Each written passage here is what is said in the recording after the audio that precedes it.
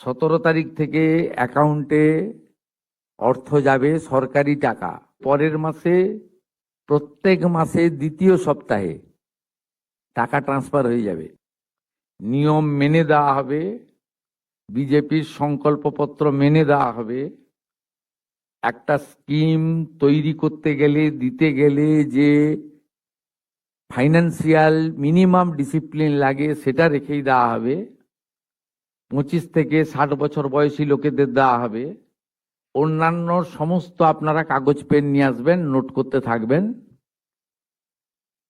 আমি এবং সংশ্লিষ্ট মন্ত্রী অর্থ সচিবকে রেখে বলে দেব 17 তারিখ থেকে অ্যাকাউন্টে টাকা ট্রান্সফার হবে। আর এটা কেবলমাত্র এই মাসে হয়ে যাবে, পরের মাসে থেকে বিজেপি সরকার যতদিন থাকবে প্রত্যেক মাসে দ্বিতীয় সপ্তাহে টাকা ট্রান্সফার হয়ে যাবে।